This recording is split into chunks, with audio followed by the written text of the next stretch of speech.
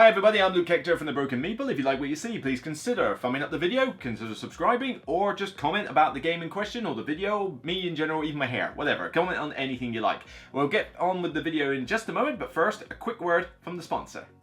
As a fellow gamer, you'll understand this is unacceptable. The solution? Head down to my new sponsor, KIENDA.co.uk. KIENDA stocks many of the hot new releases, as well as some old hidden gems. Free delivery on orders over £30, further discounts on bulk purchases, and even 5% of your spending refunded back to you as points to be used for further discounts down the line. If you use the referral link in the description below and sign up for a new account, you'll get 5% discount on your first order over £60. So let's make gaps in your collection a thing of the past. Get down to KIENDA and start saving today. Thank you for listening and enjoy the rest of the video. Get on with it. Yes, thank you to KIENDA for providing me with this review copy of Caesar by Palabori. This is a two-player only game, and granted, I do tend to gloss over the two-player only games because my single bachelor life, as I call it, at least that's the nice way of putting it. Oh wait, you serious? Let me laugh even harder.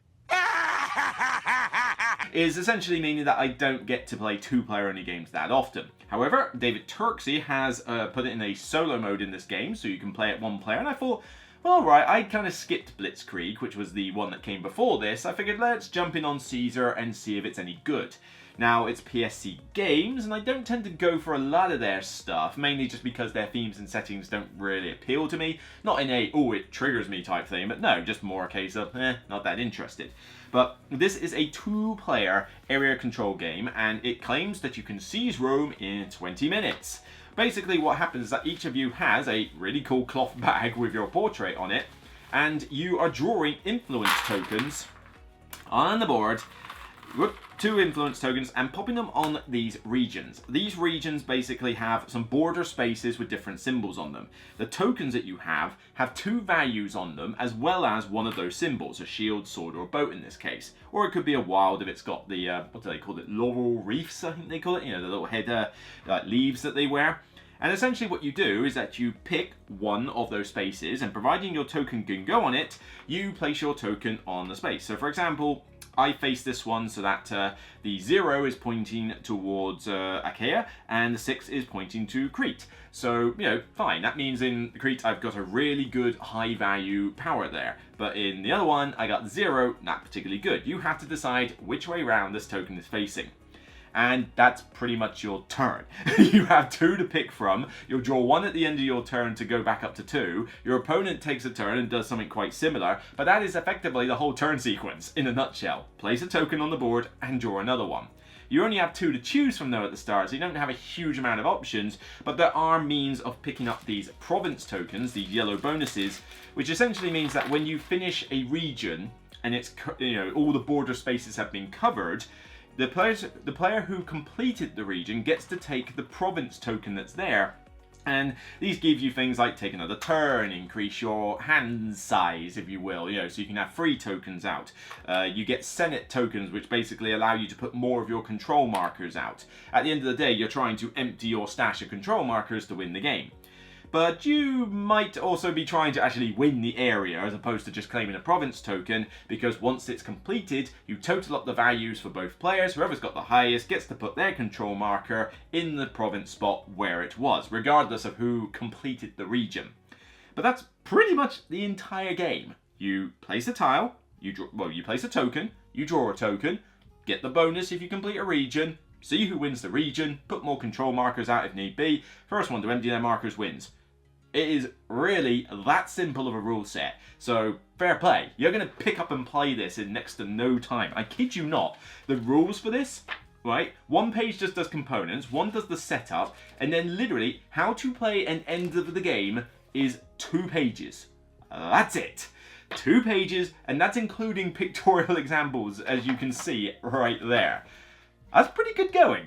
Gotta give it props that this is a pretty simple game for what you get. It does explain the province tokens and a couple of mini expansions on the next page, but all in all it's a pretty simple story. In the solo mode, let's get onto the solo mode a bit later. Firstly, what do I think of the actual game? Now, it's all a case of a tug of war back and forth. You know, you're trying to think, right, well, I can get this region. If I can, you know, I'm going to sacrifice that region. He can have that province token, but then I want this one that will get me the Senate token. Oh, he's fighting for control over there, but if I'm not careful, do I go and sort of lay in some things? What can I do with these 2 tokens? And it's basically a tug of war area control game. Now, it's fine, but one thing this game lacks is any kind of real excitement. There's a little bit of tension now and again where if you get close, if you're in the lead by miles, then chances are you're going to win the game. There's not much like tension in there. But sometimes you can get into a position where you're tugging and warring and you're both on similar amount of markers and it's like, oh, which move shall I do? But I just don't feel that excited playing it. I'm just basically sticking a token on the board, of which these are pretty plain, boring tokens. I mean, the component quality is not great in this other than these cool bags, I will say. And, you know, the board looks pretty bland as well. It is just basically put a token down and control some areas and get some markers out. I don't know, it just didn't really excite me while I was playing it. I was like, yeah, it works, it functions, but is that kind of it? Huh? Oh, nodded off for a bit there. I also don't like the fact that you only have 2 of these in your starting hand. Now, yes, you can pick up a province token that increases your hand size, but that's only the vase token, right? You might get one of those, you might not, you know, so maybe you'll get to choose some free tokens, but for a while you're taking only 2, and it just kind of felt like I didn't have a lot of options, really. There's a lot of times where you think, right, well, I can get that region, and if I just put 2 power in there, I'll get the region, I'll control it. Fantastic! And you realise you don't have a shield token to put in there. It's not like you made a bad tactical choice, it's just, luck of the draw says I can't go in that region. Alright, fine, I guess I'll just go somewhere else then. And then your opponent goes, well, I happen to have the shield in your face, and it's like, well, where was the tactical, like, how did you beat me on a tactical level there? How did you outplay me? You just happened to have the token. It's all hidden behind a screen, so it's not like you knew what tokens you had. It's just literally luck of the draw. And that kind of dictates a lot of your game. Now, when you can draw more tokens if you get the vases, then great. It means that I'm pretty much hunting the vases down, frankly, because I want more choice. But yeah, it just felt a little bit on the restrictive side. You're just literally letting the game kind of dictate where you can go. Now, the 2 mini expansions that are thrown in here, Poison and Centurions. Honestly, I don't think you really need to use either of them. The Centurions is not bad. Each one means that you've got to discard 3 random tokens out of the province tokens at the start of the game. But the Centurion token basically allows you to take 1 of 3 like really good influence tokens in your supply. Like one's like a 7 and a 0, and one's like a 2 symbol one. You know, they're slightly better tokens. Take the Centurion token, you get 1 of those. Cool. That's not too bad. I can take or leave that. I hate the poison one with a passion though, and I will outright refuse to play this game if anyone shoves it in. The poison one means that your opponent has to discard 1 of the influence tokens that they've got. So let's say they've only got 2. Discard 1 of them. Don't redraw. What? I'm sorry? So basically, get a vase token, or you play the rest of the game with 1 token. Not using that. You know, it makes the poison ridiculously powerful. You know, if you are literally choosing from 1 token for the game, you have lost outright unless the stars have aligned in some way that every token you draw is perfect for what you need. Because you just run out of choice and your opponent will run rings around you. It means you have to get the vases just to bring yourself back up to a normal level. And this is not just me saying this. If you ask online about fans of this game, chances are they will say that they just play the base form without those mini expansions. Now granted, it's extra content in the box and the rules for them are like literally a quarter of a page each. So it's not like they're tricky to include if you want them, but honestly, I'd rather not use any of them because it dilutes the original tokens, and you want those vase tokens in the game. You don't want them being discarded randomly because then you're just choosing from 2 tokens all the time. You just repeat that problem.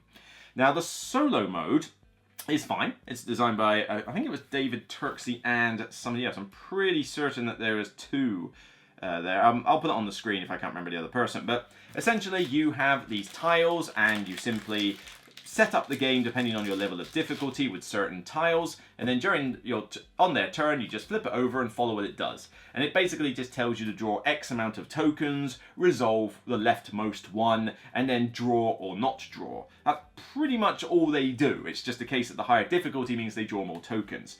Then there's quite a few, shall we say, bullet point lists in the rulebook to say, right, okay, they will put a token on this region. If this region is closest to the middle, they'll do that one. If there's one that they could win, they'll do that one. If there's one that they couldn't win, but they can finish it off, they'll do that one. If there's one that they're in, but nobody's gone and opposed them yet, then they'll do that one. And if not, they'll go to the outside. And if not, they'll go to one of yours. So now I've gone cross-eyed. Oh my god, I hate these bullet point, what if diagrams for these. Now, I will say, it doesn't take too many games for you to get used to it, but you are going to want the rulebook open on your first couple of plays. Alternatively, there's a chap on Board Game Geek, if you look in the files section, who has made a very good reference flowchart of the turn sequence for the AI. Get it, download it, print it out, and use it for this game, because it will make life so much easier. You still have some tiebreakers that you have to deal with, but you don't find that you have a tiebreaker as often as you think, and honestly, I just literally grab a dice and there you go, I choose that one. That's pretty much how I do the random allocations in most of my games. It's a lot easier than going down flowcharts. But that initial, alright, so where are they going to place their token? A flowchart would have really been useful, I think, in this instance. Rather than having to go down this bullet point thing that goes through an entire page worth of text. And it's another one of those situations where you have the main rulebook gives you pictorial examples of how to do your turn, and then you get to the solo section, and then it decides that pictures are, an added extra or something, and then just gives you a wall of text. But it's not a complicated game. It won't take you long to deal with it. It's, it is what it is, and it works fine. Honestly, you can play this solo, but again, it feels kind of random and punishing. The opponent usually has a lot of choice on their hands and usually is able to put it in the best place possible based on the criteria. But you're still restricted to the 2 tokens that you have, and cool, woe betide you if you play the poison markers against the AI, cool, blimey. But it's definitely not an easy puzzle to beat. But again, it's that same problem that I just feel that by only having a couple of tokens in my inventory, the opponent seems to always have a good anywhere between 2 to 4 tokens on their turn after they've drawn some. So when it's saying, oh right, if it can go on that space, it will find a token. Well, it's got 3 or 4 half the time to pick from. So it's easy for it to go on the space you want. Whereas you're like, I could really stop the opponent, but no, I don't have a shield. I guess I'll just let the computer get this lot. I keep saying computer, AI, you know what I mean. But that always gets a bit frustrating. So Caesar for me is kind of just a meh game, really. There's not a lot I can really say about it. There's fans of this game, and I can understand if you are a fan of it. It is a tug of war, it's a 2-player game, and credit where it's due. This game does do what it says on the box and does it down to a T. It's an easy game to play. It is practically pick up and play with the simple amount of rule sets it is for 2 players, and you will get a game done in 20 minutes. This really does not take long. A solo game will take you 20 minutes. A 2-player game, unless you're APing, should take you 20 minutes. 30 minutes at the absolute max, but honestly, I think 20 minutes is pretty reasonable with this game. So, what? Credit where it's due. 20 minutes, you've done it. Unfortunately, there's a bunch of other fillers I'd rather play for 20 minutes. I almost didn't know if I wanted to do the review because I thought there's not a huge amount I can say about it apart from meh.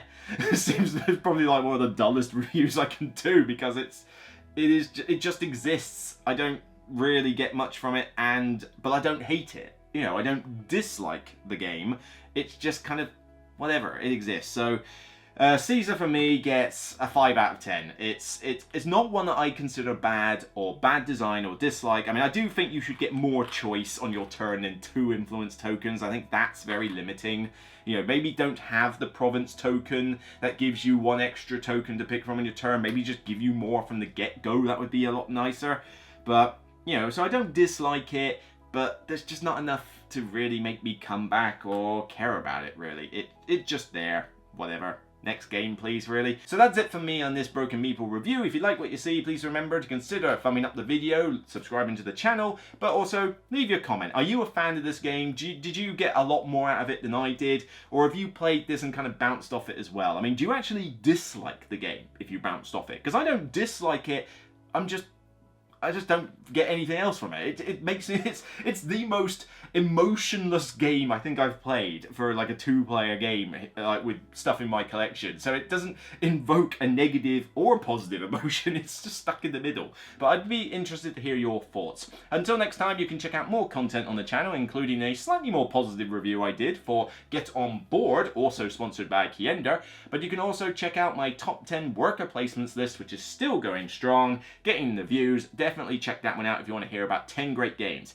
Until next time, remember as always, Caesar, Blitzkrieg, whatever your game, it's still only, at the end of the day, a game. Take care, everyone.